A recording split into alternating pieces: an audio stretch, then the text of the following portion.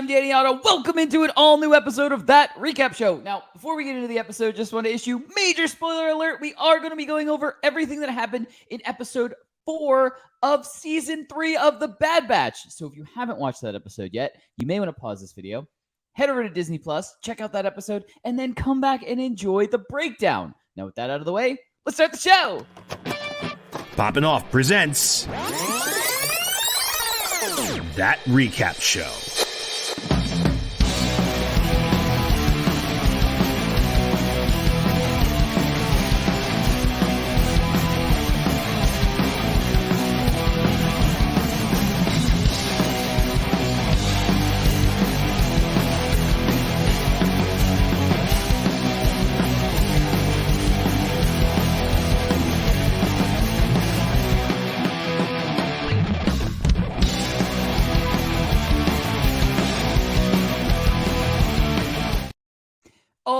Joining with me to break down everything from episode 4 of the final season of The Bad Batch, it's Jon Rico. Hello. Hello. Hey, hi. How's it going? Hey, hi. It's you. I was talking about you. It's me. It's you. I'm him. It's me. So episode 4. Yes. Yeah. I got everything I wanted.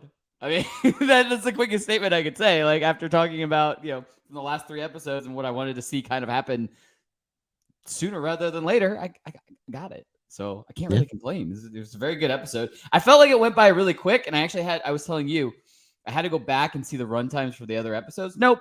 Same amount of time. It's just, kind of got spoiled with the 3-episode premiere, and I kind of like rolled right into another episode. I kind of just mushed them all together, I feel like. So kind of felt like for sure. Just felt really quick. Not that like nothing happened. I think a lot happened in this episode, but it's just like I just felt like it's over already. Holy crap! But I do have to say a couple things. Just initial reactions. I love that Omega is just like forever the optimist. Like the very beginning, they crash the shuttle, and she's like, "We got to get the coordinates so we can figure out how to go back and get all the prisoners." And Crosshair's like, "We're not going back. Like, the fuck's wrong with you?" She has a mission. I love it. I know that, and holy shit, like she is a card hustling machine. Like, yeah, we could thank Fee and Sid for that. All you can see, she's putting all those little lessons that she's learned to pass now. Yeah, absolutely. I mean, she beat everyone. Like she was good. I kind of wanted her to, like, when she slammed the cards down, like everyone else around goes, "Oh shit," and I wanted her to go, "Bam!" Served, like something. She didn't really say anything. Just kind of like, "Yeah, I win." Like I was looking for like a bam, something like that. Like Emerald. Bam. Yeah, exactly. Bam. Anyway, Rico, what were some of your initial reactions to episode 4? Yeah, this is a pretty fast-paced episode. I feel like it's got some pretty cool character work between Omega and Crosshair for sure. That's what drives the episode, and of course we get a nice little animal rescue sequence as well, which I really enjoyed that sequence because I'm pretty sure I heard a porg in there at one point, and like there's some familiar creatures within the Star Wars world. So just kind of like it just felt like a fun little adventure of the week at Easter egg field episode, and of course like I said, getting to see Omega use some of the all the skills that she's learned throughout the show, basically not just from the Bad Batch crew, but like other people she's met, like Fee, Sid, and other people she just meets along the way. And she's using them to her advantage, and also just kind of showing across there like the name of the episode, a different approach of how to do things, right? Because he has his one way of doing things, and she's kind of showing his way of doing things as well. But I like that. But yeah, this is just a fun little gag, and I like seeing Emperor people just get their comeuppance because that guy was very douchey, and he got ate up so fast. Yeah, I love that. This again, just another great display of how the Empire works too. Like, even though he seemed like he was playing it fair, at the end of the day, he became the asshole that he truly is. He's like, "Okay, well, give me your fine now, and just give me back my money." So yeah, it's fun to see him get his due pay for that. He paid very dearly for that. Yes, oh yes, the ultimate payment. But yeah, you want to get to some takeaways? Let's do it. Awesome! All right, I'm going to kick this off. And you kind of already started getting into it where, this episode was all about, the different approaches that they had. But I have to say, I love to see the back and forth between Omega and Crosshair. Like, they're just every once in a while, like the little jabs, like when Crosshair goes, "That worked well," and she goes, "Stow it!" Like, just like the back and forth. I love seeing that kind of stuff because it really does show how their friendship is growing. Like, and I mean, I know it's happening very quick. Like, I mean, this picked up right where the last episode, ended basically. So like this isn't like, oh, we're looking like weeks down the line where this kind of friendship is starting to actually blossom a little bit, but like it's like happening in real time. We're seeing everything. We're seeing the little like these kind of situations and these kind of back and forth are what is kind of going to, I feel, pull Crosshair in the long run back onto the Bad Batch side type of thing like that.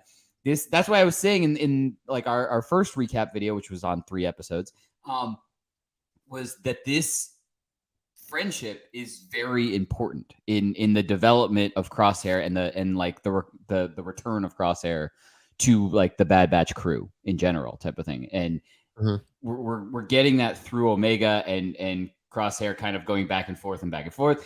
But I also have to say, like, the fact that they both let the other one try their approach is showing that there is also an element of trust for both of them there type of thing. And I know Omega is really quick to trust. And like I said, forever the optimist and stuff like that. She wants to believe the good in everyone and stuff like that. But even, Crosshair was going out on a limb and kind of like going, okay, we'll try it your way type of thing. Like, you know what I mean? So like, I think it's really cool to kind of see in real time this friendship between them growing and how it's hopefully going to unite the group moving forward and for the rest of the season type of thing, because I just I want them to be one big happy family.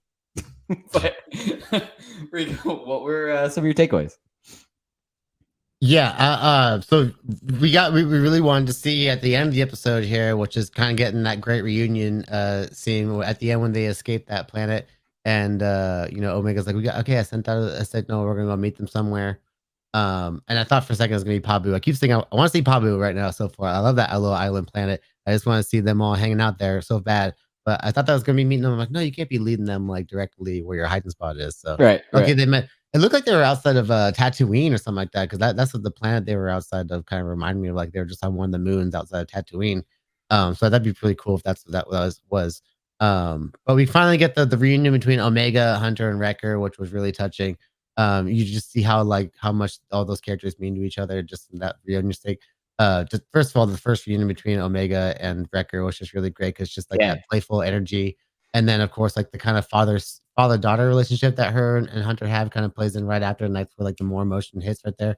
And then and I love that we don't really waste a lot of time in the season getting to this point. Like we're only really the second week of the season, but the 4th episode in, and we're already got pretty much a lot of the main crew back together, and there's going to be a lot to unfold here in the next couple episodes too, because there's a lot of baggage too as well.